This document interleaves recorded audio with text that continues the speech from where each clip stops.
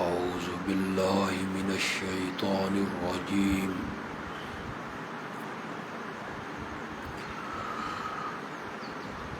بسم الله الرحمن الرحيم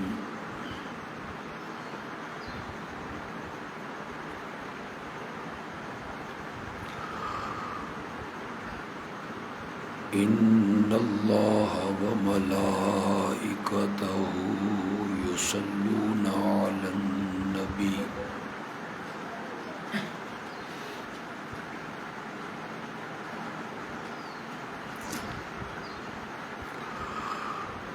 يا أيها الذين آمنوا صلوا عليه وسلموا تسليما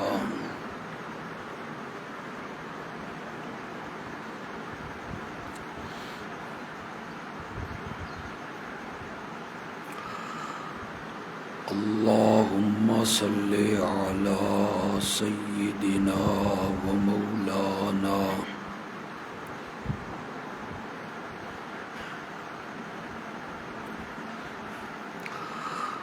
محمد النبي الأمي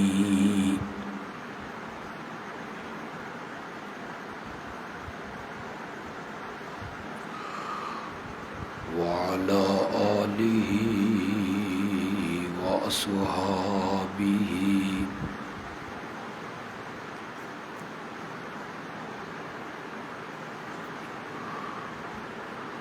وبارك وسلم ثم صل عليه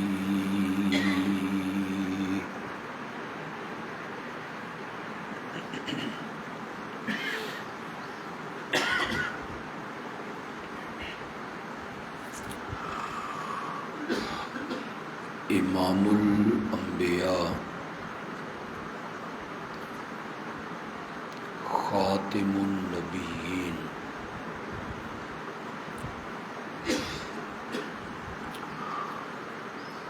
حضرت سیدنا محمد الرسول اللہ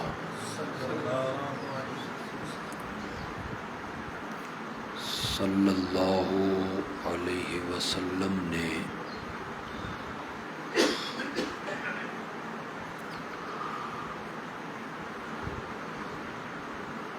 نبوت ملنے سے پہلے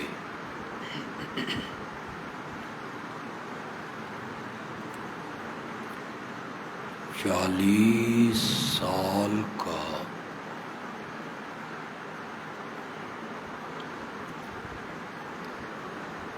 ایک طویل عرصہ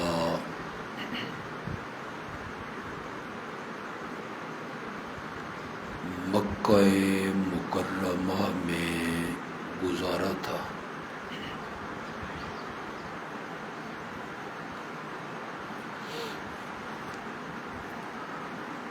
اس میں آپ کا بچپن بھی ہے،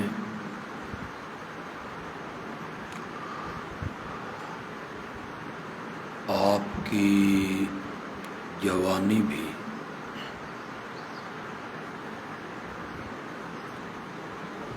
آپ کی تجارت بھی، شادی بھی،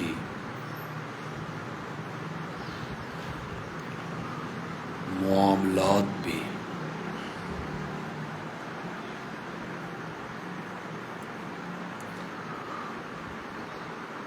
زندگی کا یہ حصہ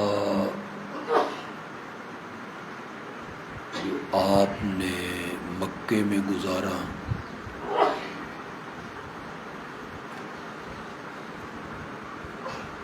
زندگی کے اس حصے سے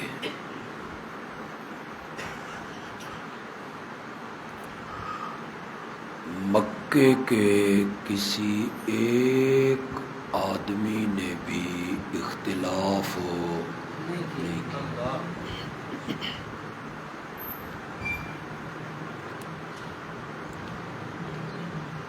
سب نے مانا،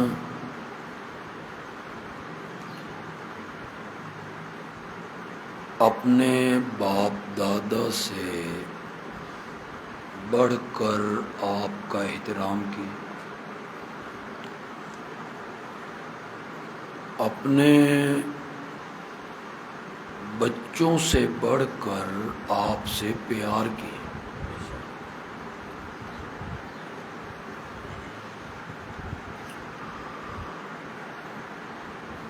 اس 40 سال کے عرصے میں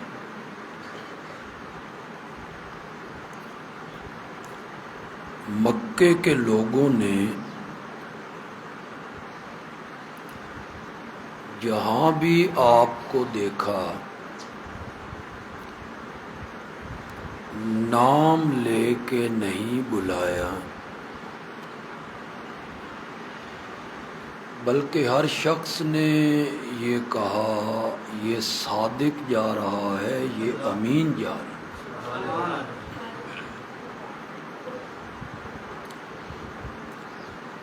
صادق اور امین آپ کا لقب پڑ گیا۔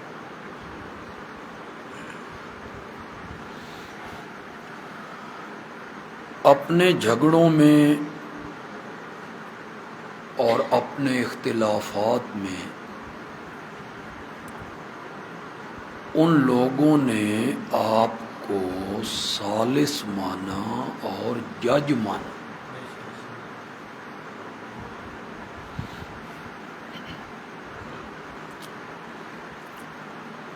چالیس سال کا جب عرصہ گزر گیا اور اللہ نے آپ کے سر پر نبوت کا تاج رکھا،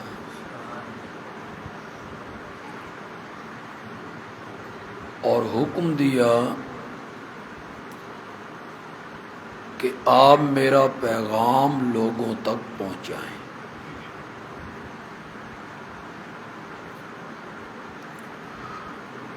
پہلے دن صفا کی پہاڑی پہ چڑھ کے آپ نے مکے والوں کو بلایا،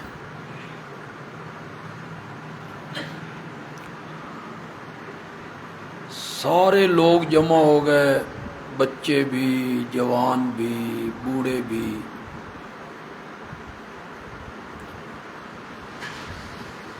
آپ نے پہلے ان سے ایک بات پوچھی،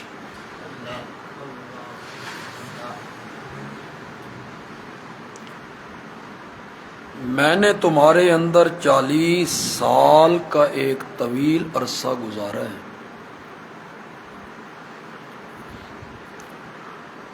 اس میں میرا بچپن بھی ہے، لڑکپن بھی ہے، جوانی بھی ہے، تجارت بھی ہے، میرا سفر ہے، حضر ہے، میرے معاملات ہیں، میری شادی ہے، بچے ہیں، لین دین ہے۔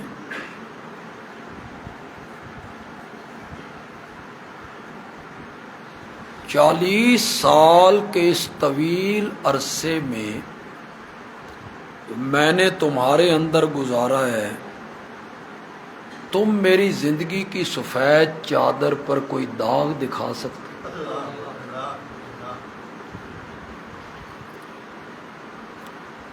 تم نے اس طویل عرصے میں مجھے سچا پایا یا جھوٹا؟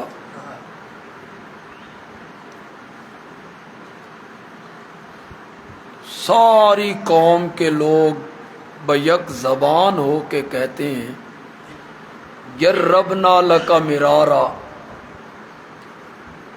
ما رأینا فیک الا صدقا، آمنہ کے جائے ہم نے بارہا تیرا تجربہ کیا ہے، ہم نے تجھے ہمیشہ سچا ہی پایا۔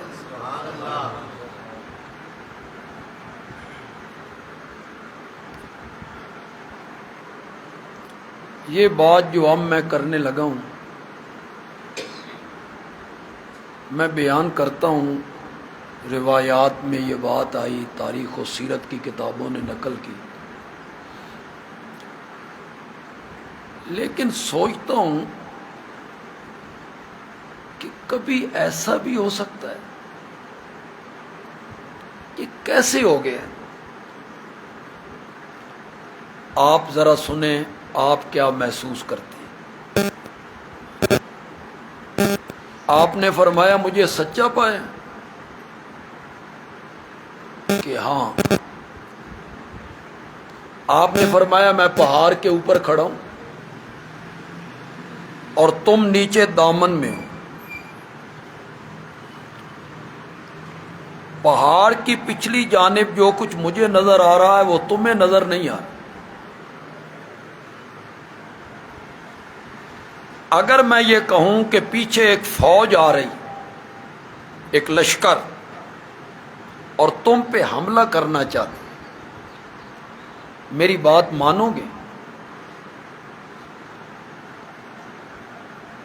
قوم کے جو وڈیرے تھے، چودھری تھے، سردار تھے، انہوں نے سوچا بھئی ہماری دشمنی کسی ملک سے نہیں، ہماری مخالفت کسی برادری سے نہیں، یہ فوجاں لے کے کون آ گئی؟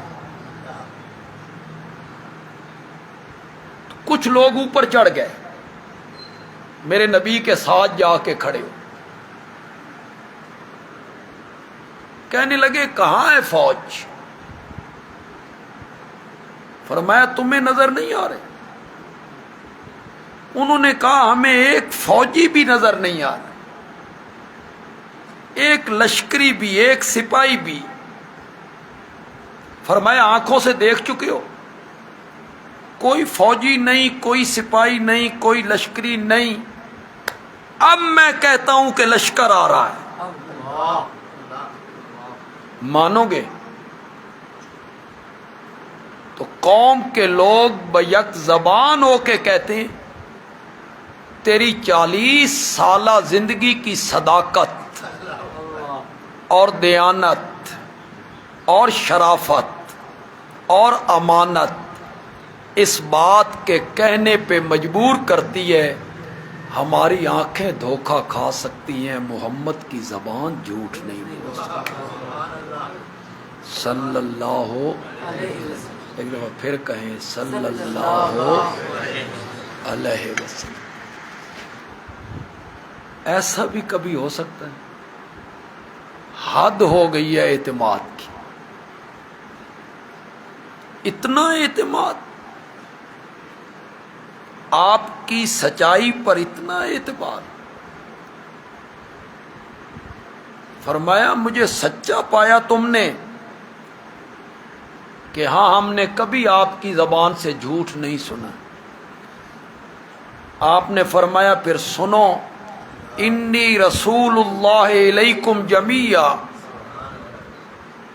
مجھے اللہ نے نبی بنایا ہے، مجھے اللہ نے رسول بنایا، اور تم سب کی طرف میں رسول بنا کے بھیجا گیا ہوں. میری یہ بات آپ نے غور کرنا، اس بات پہ سنتے تو آپ رہتے ہیں لیکن میں ذرا توجہ آپ کو دلاؤں. جب آپ نے کہا نا میں اللہ کا نبی ہوں، میں اللہ کا رسول ہوں، اور میں رسول بنا کے آپ کی تمہاری طرف بھیجا گیا ہوں، کسی بندے نے پتھر نہیں مارا، کسی بندے نے فتویٰ نہیں لگایا، کسی شخص نے پھبتی نہیں کسی، کسی شخص نے کوئی جملہ آپ پر نہیں کسا. کہنے لگے تو اللہ کا رسول ہے، اللہ کا نبی ہے، تو کیا پیغام لایا ہے؟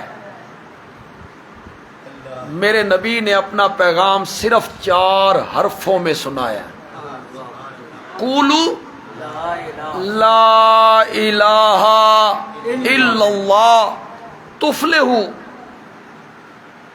یہ کلمہ پڑھ لو، مجھے نبی مان لو، اور یہ کلمہ پڑھ لو، دنیا میں بھی اور آخرت میں بھی کامیاب ہو جاؤ گے.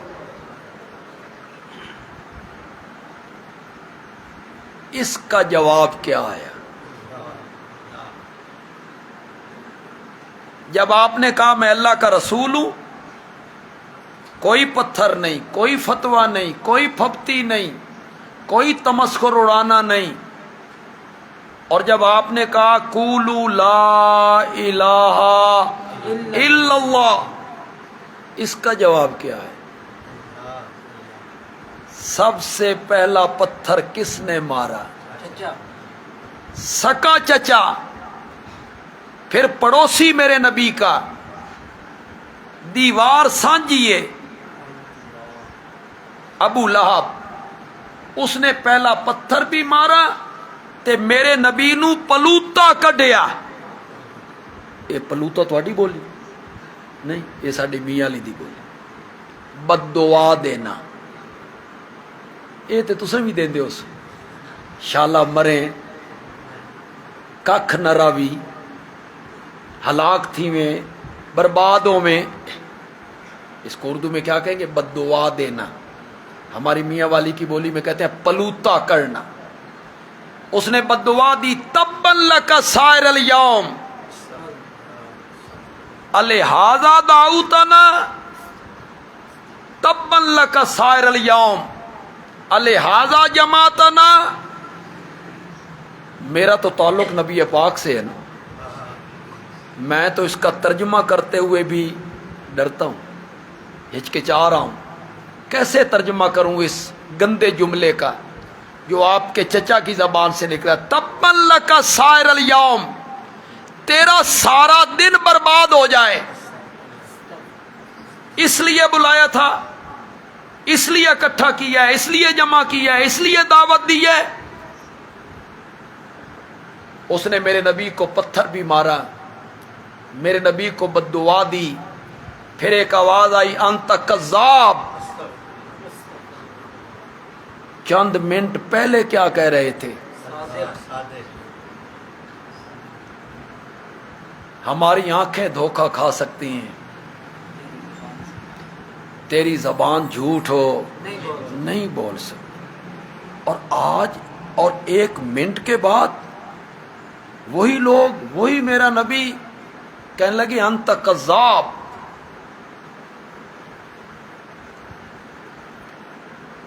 میں یہاں کے خطیب، کوئی اور شہر کا خطیب باہر گلی میں نکلے، میں سرگودا کی سڑک پہ آؤں اور لوگ مجھے کہیں اور جھوٹے، مجھے کتنی ذہنی تکلیف ہوگی؟ نہیں ہوگی؟ کتنی اذیت پہنچے گی اس جملے سے کہ گلی میں چلتے ہوئے کوئی بندہ مجھے کہتا ہے او کذاب۔ مجھے نبی پاک کے مقابلے میں میری کیا حیثیت ہے؟ کیا حیثیت ہے میری؟ میرے جیسے لوگوں سے یہ پوری دھرتی بھر جائے، میرے آقا کی جوتی مبارک کے تلوے کے ساتھ جو ریت کا ذرہ لگتا تھا نا، اس کے بھی کروڑویں حصے کا مقابلہ نہیں ہو سکتا۔ میری کیا حیثیت؟ آج کے عالم کی کیا حیثیت؟ ہم تو گناہگار لوگ ہیں، گناہگار لوگ ہیں، لیکن ہمیں کوئی کذاب کہے، ہمیں کوئی جھوٹا کہے تو کتنی ذہنی اذیت ہوگی۔ میں جملہ تو نہیں کہنا چاہتا خطیبانہ رنگ میں، درس کے رنگ میں کہہ دیتا ہوں، مجھے کوئی کذاب کہے، میں تو گناہگار آدمی ہوں، روح سیاہ آدمی ہوں، تو مجھے بھی ذہنی تکلیف ہوگی۔ اس کو کذاب کہا جا رہا ہے جس کا کلمہ پڑھنے والا بھی صدیق اکبر کہلایا کرتا ہے، جس کے ماننے والوں کو قرآن کہہ رہا ہے اولئک ھم الصادقون، جس کے ماننے والوں کو قرآن سند دے رہا ہے کس کی؟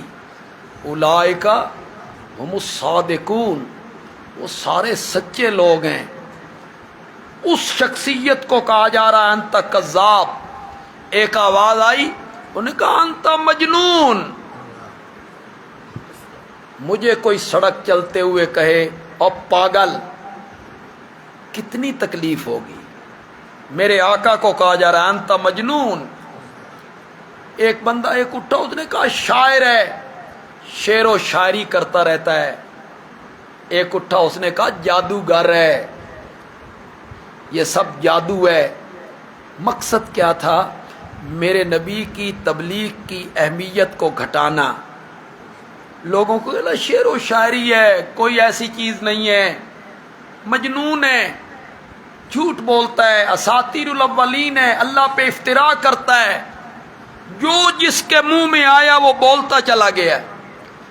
پتھر مارے گئے، راستے روکے گئے، رسیاں گلے میں ڈالی گئیں، کانٹے بچھائے گئے، قتل کے مشورے ہوئے، قتل کی تدبیریں ہوئیں، وطن سے بے وطن کیا گیا، پھر بدر لڑی گئی، اود لڑی گئی، خندق لڑی گئی، حدیبیہ میں روکا گیا۔ یہ ساری مخالفت ہوئی۔ مکے کے لوگوں نے زندگی کی ہر چیز مخالفت میں تج دی ان لوگوں نے۔ میں اٹک کے لوگوں سے پوچھنا چاہتا ہوں، یہ جو میرے نبی نے کہا تھا لا الہ الا اللہ، اس میں کہیں تھا، ان جملوں میں کہیں یہ تھا کہ وہ جو 360 تم نے بیت اللہ میں رکھے ہوئے ہیں ان کے سجدے نہ کرو، ان کے نام کی نظر و نیاز نہ دو، وہ تمہارے نفع نقصان کے مالک نہیں، تم انہیں پکارتے ہو وہ تمہاری پکارے نہیں سنتے، انہیں تمہارے حالات کا پتہ نہیں، ان سے امیدیں وابستہ نہ کرو، ان سے غائبانہ خوف نہ کھاؤ، ان کے نام کی نیازیں منتیں نہ مانو، ان کے سجدے نہ کرو۔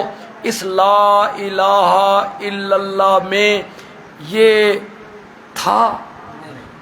ان کے ٹھاکروں کا ذکر تھا؟ ان کے معبودوں کا کوئی نام ہو تھا؟ جب میرا نبی ان کے ٹھاکروں کا نام نہیں لیتا، میرا نبی ان کے معبودوں کا نام نہیں لیتا، میرا نبی یہ نہیں کہتا وہ نفع نقصان کے مالک نہیں، وہ سجدے کے لائق نہیں، وہ نظر و نیاز کے لائق نہیں، وہ تمہاری پکاریں سنتے نہیں، میرا نبی کہیں اشارے کنائے میں یہ بات نہیں کرتا، تو پھر ہمیں بھی سمجھاؤ یار مکے کے لوگوں کو اتنی تکلیف کیوں ہو گئی، کیوں سیخ پا ہو گئے، کیوں آپے سے باہر ہو گئے، کیوں غصے میں بپھر گئے وہ لوگ، پتھر اٹھا لیے، مارنا شروع کر دیا، فتوے لگائے، پھپتیاں کسیں، راستے روکے، جنگیں کی، وطن سے بے وطن کرنے کی تدبیریں کی، قتل کے مشورے کیے، گھر کا گھیراؤ کر لیا۔ کیا کہہ دیا تھا میرے نبی نے؟ میرے نبی نے تو اتنی سی بات کہی ہے لا الہ الا اللہ، اللہ کے سوا الہ کوئی نہیں۔ میرے نبی نے تو یہ نہیں کہا کہ ان کے سجدے نہ کرو، میرے نبی نے تو یہ نہیں کہا ان کے نام کی نظر و نیاز نہ دو، میرے نبی نے تو یہ نہیں کہا کہ وہ تمہاری پکاریں نہیں سنتے، انہیں مصائب میں مت پکارو، میرے نبی نے تو ان میں سے کوئی بات بھی نہیں کی، پھر انہیں تکلیف کیوں ہوئی؟ کبھی آپ نے سوچا، کبھی پڑھے لکھے طبقے نے اس پر غور کیا انہیں تکلیف کیوں ہوئی، کیوں سیخ پا ہو گئے؟ وہ سیخ پا اس لیے ہوئے کہ وہ عربی دان تھے، عربی ان کی مادری زبان تھی، وہ الہ کا معنی جانتے تھے، وہ الہ کا مفہوم جانتے تھے، وہ الہ کا مطلب جانتے تھے، انہیں پتہ تھا الہ کون ہوتا ہے، وہ عربی دان تھے، عربی ان کی مادری زبان تھی، انہیں الہ کا معنی، مفہوم، تعریف کا پتہ تھا، انہوں نے دیکھا کہ پیچھے لا ہے اور اللہ کے ساتھ بچتا ہے تو صرف اللہ، انہوں نے سمجھ آ گئی کہ اس کلمے دا مطلب اے وے جڑے 360 بیت اللہ چ رکھے ہوئے نا انہاں دے پلے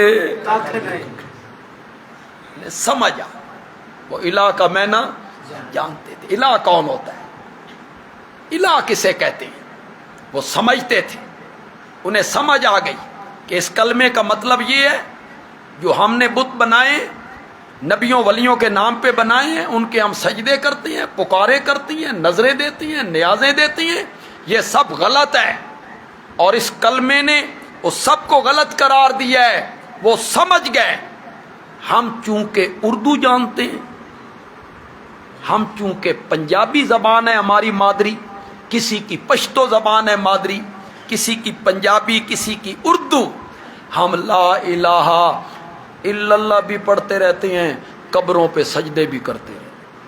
ہم کہتے ہیں ہم کوئی انہیں الہ مان رہے ہیں، الہ تو ہم اللہ کو مان رہے ہیں، ہم کوئی انہیں الہ مان رہے ہیں۔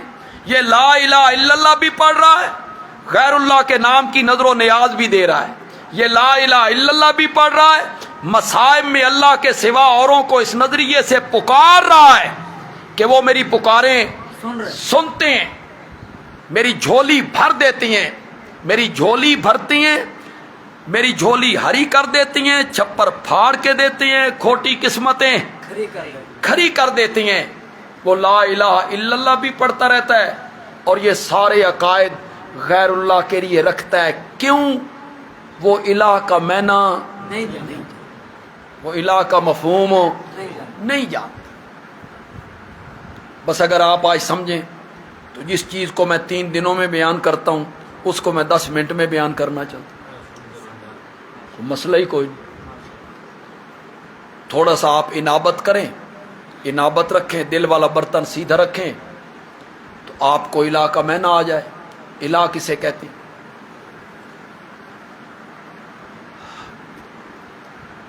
میں قرآن کا طالب علم، میں نے قرآن سبکن پڑھا ہے، پڑھا بھی شیخ القرآن مولانا غلام اللہ خان سے، اور پڑھا بھی 1 مرتبہ نہیں 2 مرتبہ۔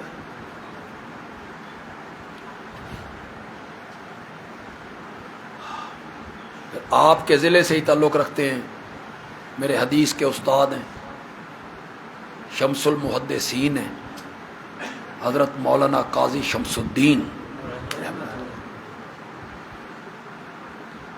ان سے حدیث پڑھی۔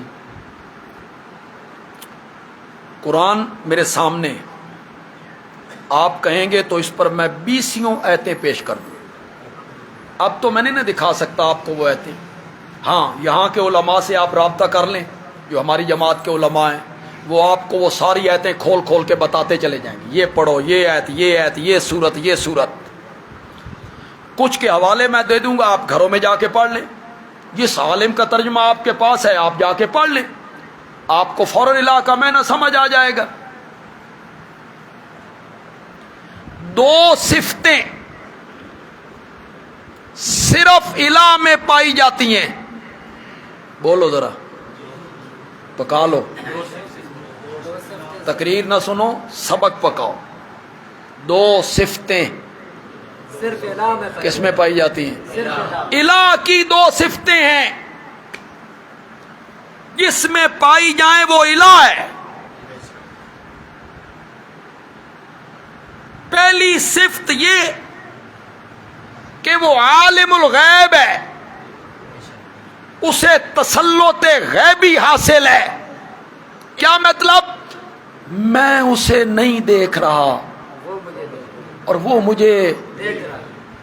پہلی صفت الہ کی پہلی صفت وہ عالم الغیب۔ میں نظر و نیاز دے رہا ہوں تو وہ میری نظر و نیاز کو دیکھ رہا ہے، میں سجدہ کر رہا ہوں تو میرے سجدے کرنے کو دیکھ رہا ہے، دیکھ رہا ہوں، میں پکار رہا ہوں تو میری پکار کو سن رہا ہے، اسے پتہ ہے فلاں بندہ مجھے پکار رہا ہے۔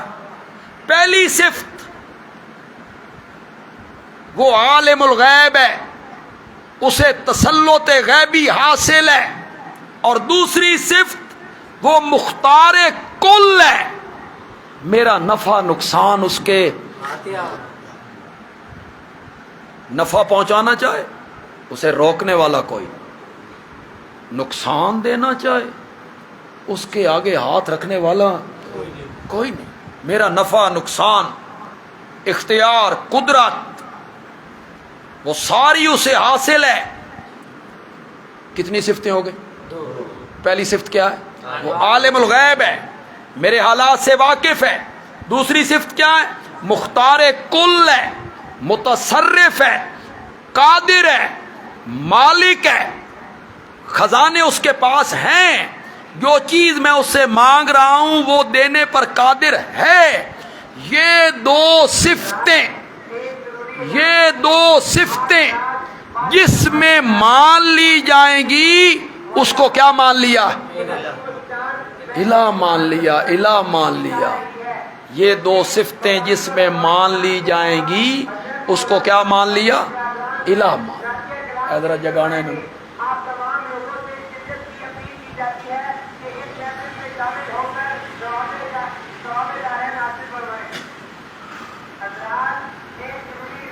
شیطان دے چکر ویکھے جی کیسا چکر چلاتا ہے۔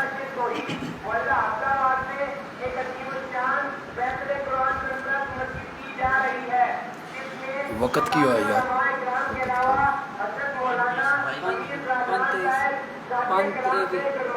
پانچ تریوی۔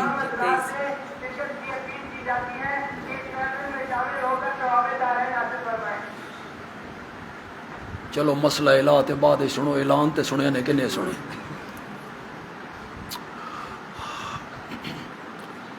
دو صفتیں کس کی ہیں جس میں مانی جائیں گی اس کو کیا مان لیا؟ بولو بولو۔ اگر کوئی بندہ کہے کہ اللہ کے سوا فلاں بھی عالم الغیب ہے، اس نے اسے کیا مان لیا؟ الہ۔ چاہے زبان سے کہے یا نہ کہے، زبان سے کہتا رہے لا الہ کہتا رہے، یہ صفت ہے الہ کی۔ میں اس کی ایک مثال آپ کو دے دیتا ہوں، بڑی آسانی سے سمجھ آ جائے گی، زبان سے کہے یا نہ کہے۔ قرآن کی ایک آیت ہے، اتخذوا احبارہم ورہبانہم اربابا من دون اللہ۔ عیسائیوں نے اپنے مولویوں کو اور اپنے پیروں کو اللہ کے سوا رب بنا لیا۔ کیا بنا لی؟ اپنے علماء کو اور پیروں کو اللہ کے سوا کیا بنا لیا؟ رب بنا لیا۔ حاتم طائی کا بیٹا عدی رضی اللہ تعالی عنہ، یہ عیسائی مذہب چھوڑ کے آیا، کلمہ پڑھا اس نے، عدی ابن حاتم۔ اس نے یہ آیت پڑھی، اس کے پاؤں تلے سے زمین نکل گئی۔ اس نے کہا میں عیسائی رہا ہوں، ہم عیسائیوں میں تو کوئی اپنے مولویوں کو رب نہیں کہتا، کوئی اپنے پیروں کو رب نہیں کہتا، اور یہ قرآن کیا کہہ رہا ہے؟ عیسائیوں نے اپنے علماء کو اور پیروں کو اللہ کے سوا رب بنا لیا۔ وہ نبی پاک کی خدمت میں آیا، اس نے کہا یا رسول اللہ میں عیسائی رہا ہوں، ہم عیسائی تو اپنے مولویوں اور پیروں کو رب نہیں کہتے، اور یہ قرآن کیا کہہ رہا ہے؟ آپ نے فرمایا عدی یہ بتا، جس چیز کو تمہارے علماء حلال کہہ دیتے تھے تم بغیر دلیل کے اسے حلال مان لیتے تھے؟ اس نے کہا جی بالکل۔ اور جس چیز کو وہ حرام کہہ دیتے تھے تم بغیر دلیل کے اسے حرام مان لیتے تھے؟ اس نے کہا جی بالکل۔ آپ نے فرمایا یہی معنی ہے رب بنانے کا۔ اور سن رہے ہو کہ کون نہیں سن رہے ہو؟ زبان سے تو وہ بھی رب نہیں کہتے تھے، تبھی تو عدی ابن حاتم کے پاؤں تلے سے زمین نکل گئی کہ ہم نے تو کبھی رب نہیں کہا۔ لیکن حلال و حرام کرنا یہ صفت کس کی ہے؟ رب کی۔ رب کی انہوں نے یہ صفت اپنے مولویوں میں مانی تو انہیں کیا مان لیا؟ رب۔ زبان سے چاہے کہا یا نہیں کہا، اللہ کے سوا کسی کے متعلق یہ سمجھنا کہ میرا نفع نقصان اس کے ہاتھ میں ہے، اس کو کیا بنانا ہے؟ الہ۔ الہ اس کو کیا بنانا ہے؟ الہ بنانا ہے۔ اور کلمے میں کیا کہا تھا؟ لا الہ۔ یہ دو صفتیں الہ کی، اور اگر اللہ ہی الہ ہے تو پھر یہ دو صفتیں اسی میں پائی جائیں گی، اس کے سوا یہ دو صفتیں کسی میں نہیں پائی جائیں گی۔ اگر مانی جائیں گی تو اس کو کیا بنا لیا؟ الہ۔ آپ سورت آل عمران دیکھیں، آل عمران پڑھیں آپ، کیسے ہے جی؟ ان اللہ لا یخفی علی شیء، ان اللہ لا یخفی تھوڑا سا آپ کا ٹیسٹ بھی لے لوں، نقد ٹیسٹ، نقد کلاس تے نقد ٹیسٹ، ذرا ترکڑے ہو وہ، آپ نے بتانا ہے یہ کون سی صفت بیان ہو رہی ہے۔ ان اللہ لا یخفی علیہ شیء فی الارض ولا فی السماء، اللہ پر زمین و آسمان کی کوئی چیز پوشیدہ نہیں۔ کون صفت ہے؟ عالم الغیب۔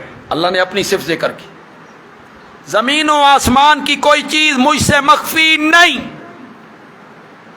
هو الذی یصورکم فی الارحام کیف یشاء، وہی ہے جو ماؤں کے پیٹوں میں لوگوں کی تصویریں بناتا ہے جس طرح چاہتا ہے۔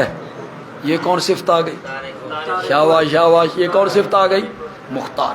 دو صفتوں کو ذکر کی سورۃ آل عمران کی ابتدا میں، دو صفتیں ذکر کی، عالم الغیب بھی میں ہوں اور مختار کل بھی میں ہوں۔ یہ دو صفتیں ذکر کرنے کے بعد ساتھ ہی اللہ نے کہا اگر یہ دو صفتیں میری ہیں تو پھر تسلیم کرو لا الہ الا ہو، تو پھر میرے سوا الہ۔ پڑھیں آپ سورۃ آل عمران، سورۃ طٰہٰ پڑھیں، سورۃ طٰہٰ کی ابتدائی آیتیں آپ پڑھیں۔ کہاں سے شروع ہو جی؟